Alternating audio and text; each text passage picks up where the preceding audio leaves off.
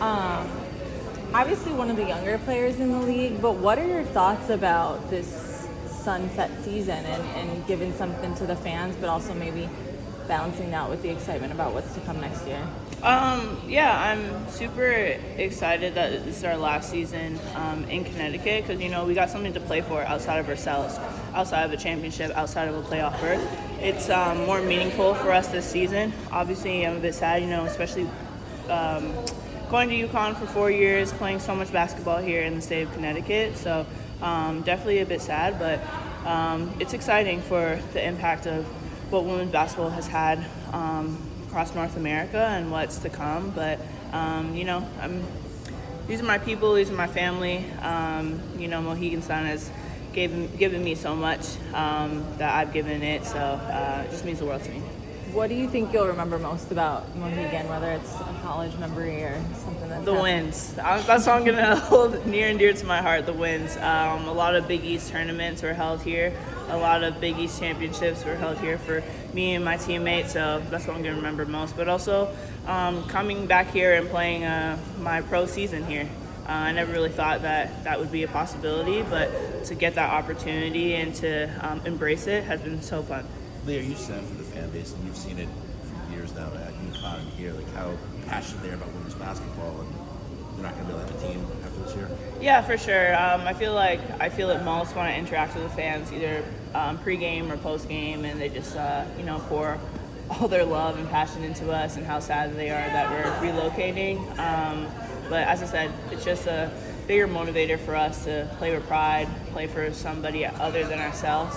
And just play for those who came before us. This franchise has a lot of history. A lot of great pros came and went. So just want to bring back that fire, bring back that standard. I know we haven't started off on the right foot, but I'm hoping, today moving forward, we can regroup and bring back that sunset, that rise to the occasion type mentality. On a happier note, with the fact that Toronto has a team now, and that Canada has its team, so to speak.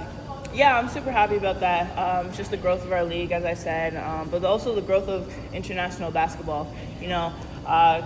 Coming from Canada to play in the States from college, I've always held that impact and held that responsibility to continue to grow the game internationally and put Canada and, my city, Kingston, on the map. It's just, I didn't think we would come to having a pro team in Canada, but now that it's here, I'm just super happy for it. Okay, cool. Having Nell here today, what's her kind of adjustment been like, and what are you seeing from her in just a couple days of practice so far? I think her adjustment has been pretty smooth so far. She's young. I think she's bringing a lot of energy to us, a lot of explosiveness on both ends, offensively and defensively. I get to work on my French again, so we love that. She's been good. She's been a great piece for us, and she's a bit quiet, but we're starting to get her out of her shell a little bit. Having watched from the bench these first couple of games, what's kind of the biggest thing you feel like you can bring coming back into the lineup tonight? I think my scoring ability, my defensive presence, and also just my perspective on the game. No one likes sitting out, but you see a lot that you don't want to see. So being that vocal leader for my teammates tonight is going to be important, especially going up against Olympians, All-Stars, and a championship team. The second time playing them almost 2 days apart is not going to be easy. And you went up against Anissa a lot in college. What have you kind of seen from her this year, kind of developing back into that sort of scoring double-double machine? Yeah, no, I'm super proud of her. As she says, and she tells everybody, she's undersized, but she doesn't let that determine her game and determine what she's capable of. And I love that for her because she just brings that determination, that passion, that drive just to be relentless with everything that she does. And that's what we need from her. Is she like that in practice? Is she real competitive? Yeah, absolutely. She doesn't shy from it at practice out. What? Oh, sorry, go ahead. No, I was gonna say, and for you, you're finally getting your regular season debut. Just how much excitement is there to finally get on the court? Man, I'm so excited. I'm trying not to be overly excited because at the end of the day, it's a business day, and we gotta get the dub at the end of the day. And there's a lot that goes into it.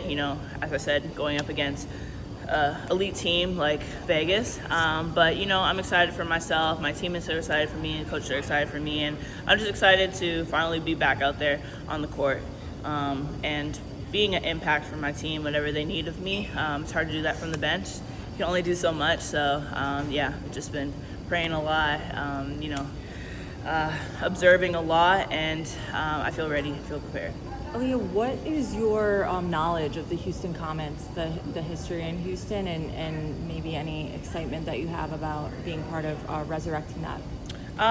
My knowledge of the Houston Comets is could be better than it is right now, but just because they were playing at a time where I was probably still trying to figure out how to dribble a basketball. But I know that there's a lot of great icons from that franchise, and they were a great momentum for the W push back in when the W first started. So to kind of have that, we revisit that and resurrect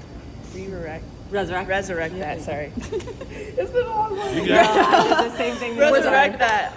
It's super cool just because you know it's the 30th season of the W, and to bring that back, bring back basketball, women's basketball, the buzz of that in the city of Houston, it's gonna be cool. Amazing. To be a part of. Cool.